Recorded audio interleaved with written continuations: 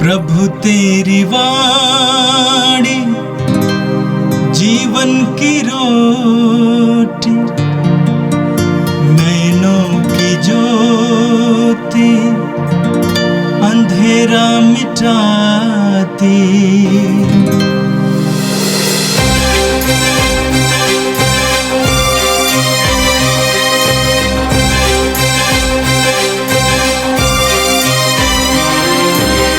प्रभु तेरी वाणी जीवन की रोटी, नैनों की ज्योति अंधेरा मिटाती। प्रभु तेरी वाणी जीवन की रोटी, नैनों की ज्योति अंधेरा मिटाती। वाणी वाणी वाणी वाणी वाणी पवित्र है, शाश्वत है, जीवन का मन्ना है। 30 अगस्त शनिवार। पहला पाठ थिस्सलुनीकियों के नाम संत पौलुस का पहला पत्र, अध्याय 4, पद संख्याएं 9 से 11। आप लोग ईश्वर से ही एक दूसरे को प्यार करना सीख चुके हैं। भातृ प्रेम के विषय में आप लोगों को लिखने की कोई आवश्यकता नहीं, क्योंकि आप लोग ईश्वर से ही एक दूसरे को प्यार करना सीख चुके हैं और सारी मकेदुनिया के भाइयों के प्रति इस भातृ प्रेम का निर्वाह करते हैं। भाइयों, मेरा अनुरोध है कि आप इस विषय में और भी उन्नति करें। आप इस बात पर गर्व करें कि आप शांति में जीवन बिताते हैं और हर एक अपने अपने काम में लगा रहता है। आप लोग मेरे आदेश के अनुसार अपने हाथों से काम करें। यह प्रभु की वाणी है। संत मत्ती के अनुसार पवित्र सुसमाचार। स्वर्ग का राज उस मनुष्य के सदृश है जिसने विदेश जाते समय अपने सेवकों को बुलाया, उन्हें अपनी संपत्ति सौंप दी। उसने प्रत्येक की योग्यता का ध्यान रखकर एक सेवक को 5,000, दूसरे को 2,000 और तीसरे को 1,000 अशर्फियाँ दी। इसके बाद वो विदेश चला गया।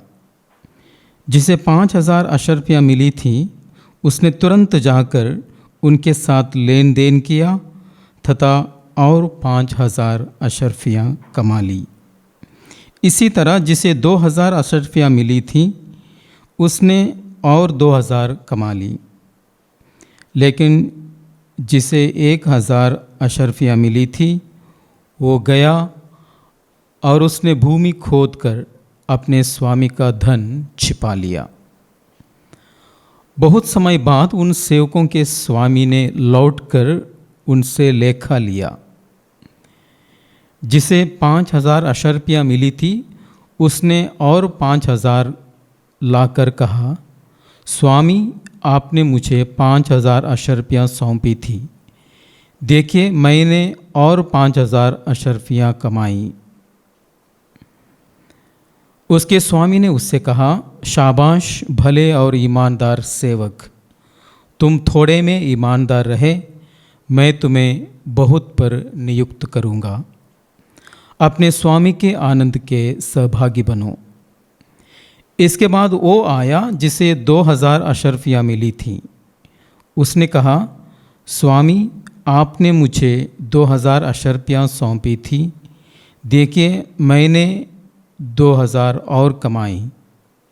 उसके स्वामी ने उससे कहा, शाबाश भले और ईमानदार सेवक, तुम थोड़े में ईमानदार रहे, मैं तुम्हें बहुत पर नियुक्त करूँगा।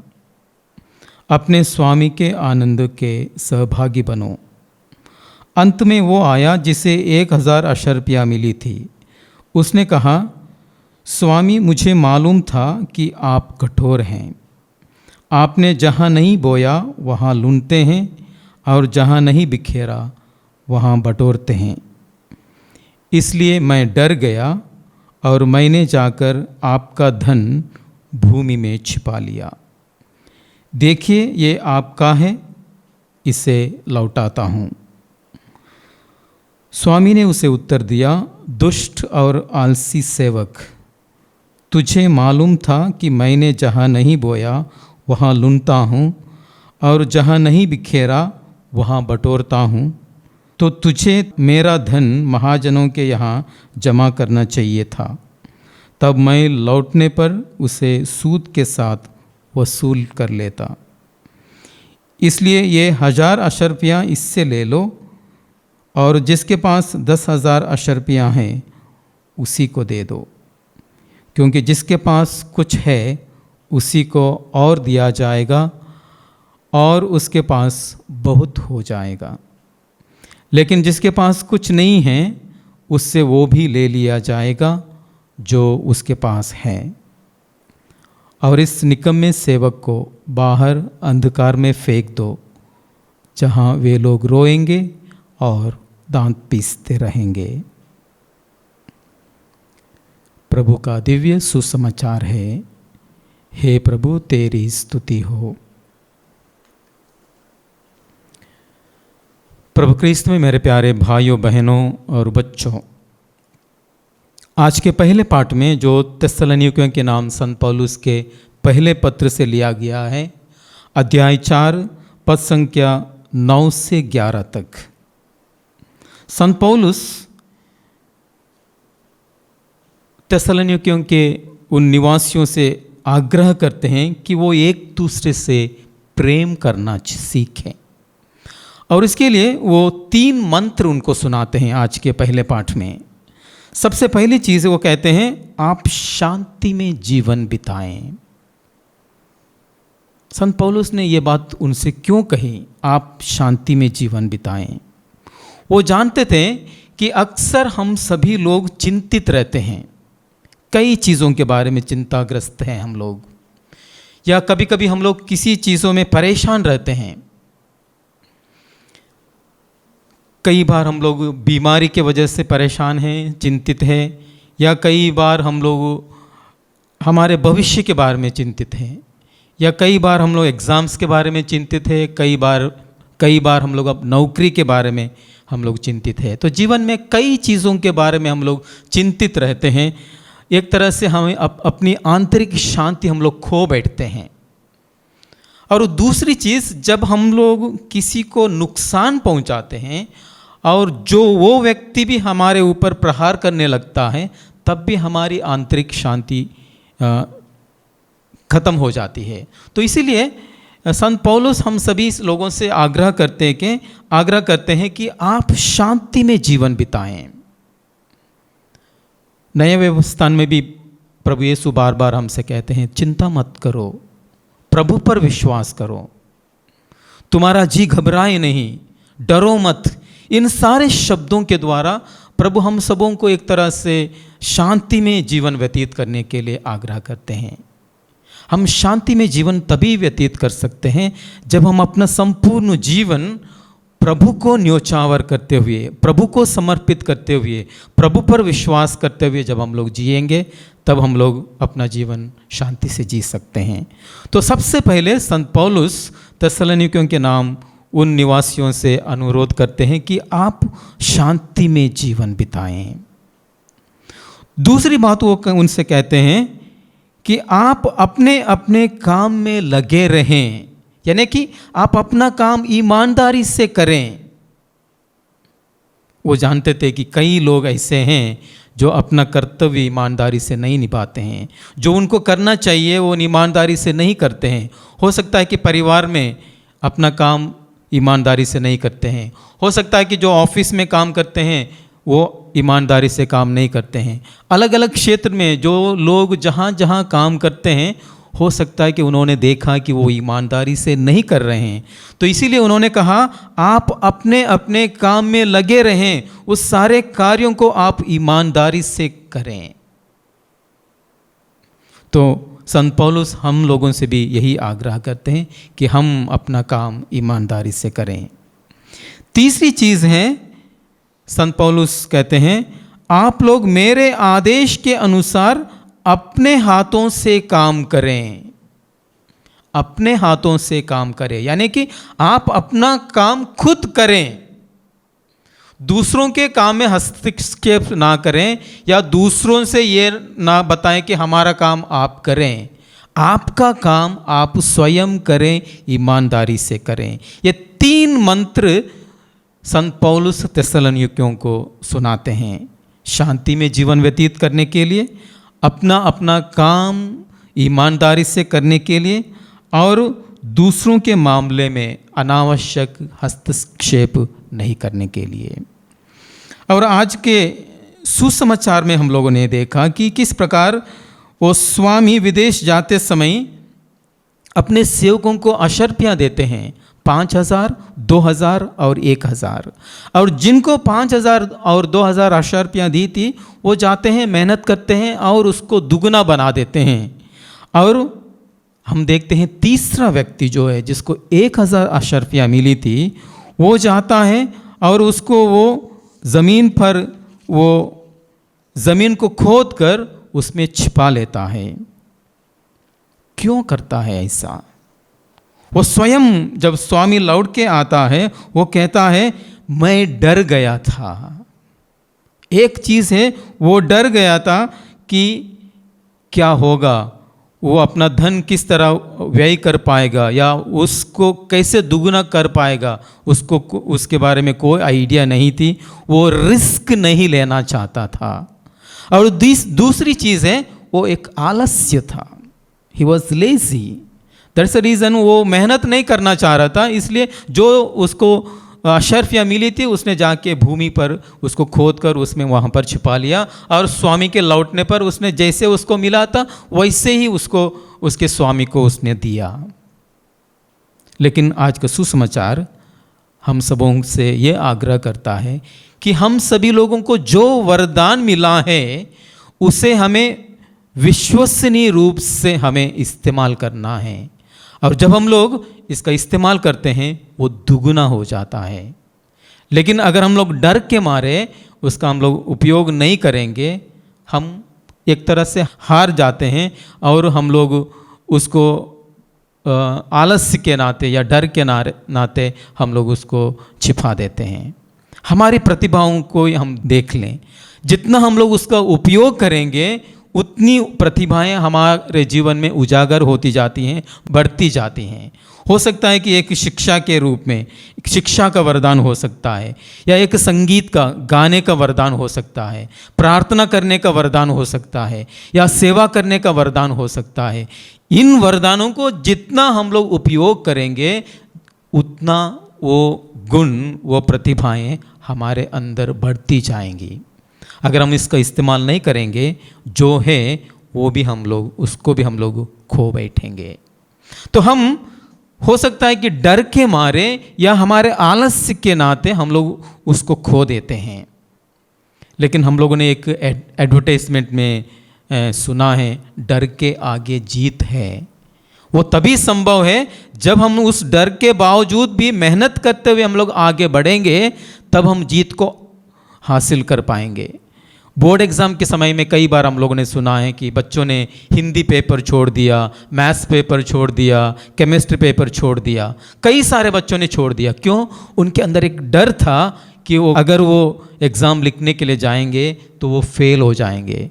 तो डर के मारे या हो सकता है कि आलस्य के मारे उन्होंने उसको छोड़ दिया, तो इसलिए उसने अपने जीवन में कोई सफलता हासिल नहीं की। लेकिन जिसने मेहनत की है, जिसने अपना सर्वस्व दिया है, जिसने परिश्रम किया है, वो अपने जीवन में सफल हुआ है।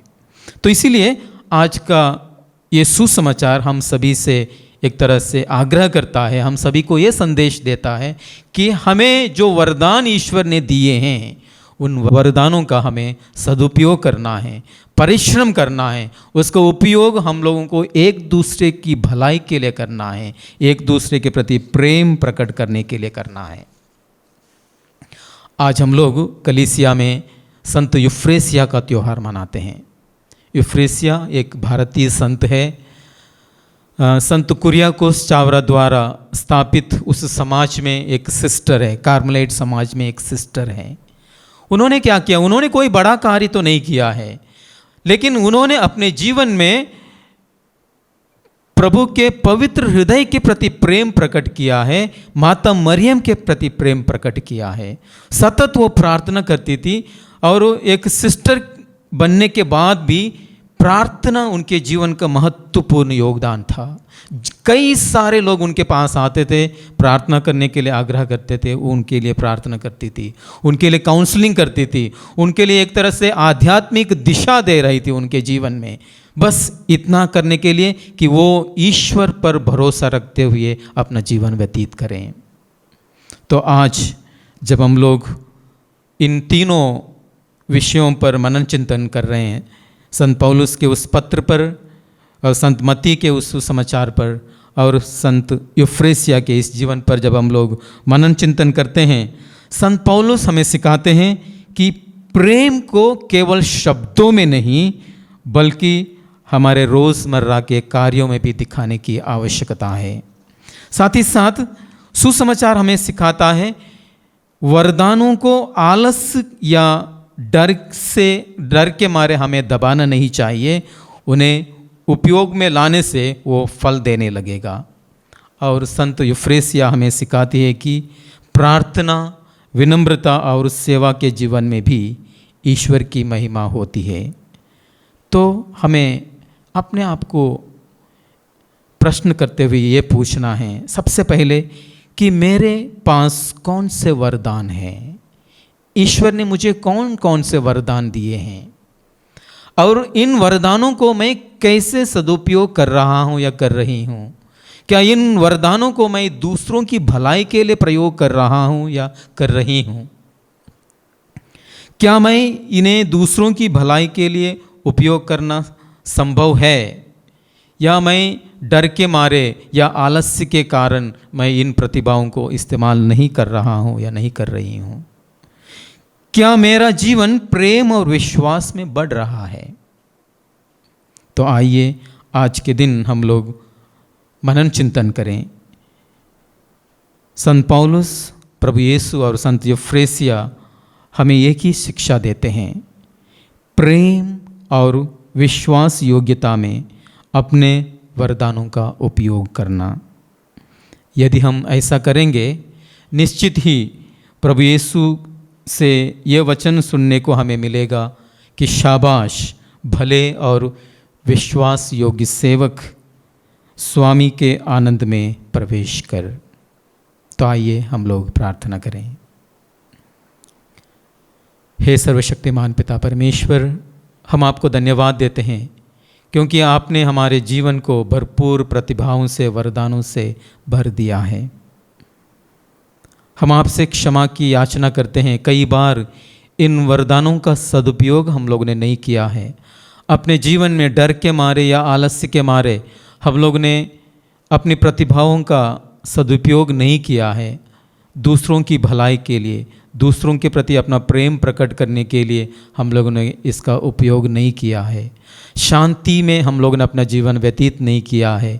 अपना कर्तव्य ईमानदारी से हम लोगों ने नहीं किया है। आज हम लोग फिर एक बार आपके पास आते हैं, आपकी आशीष हम लोग मांगते हैं कि आप हमें आशीषित करें, विशेष करके संत यूफ्रेसिया के मध्यस्थ से हमारे लिए भरपूर मात्रा में आशीष प्रदान करें, जिससे कि हम लोग अपने जीवन में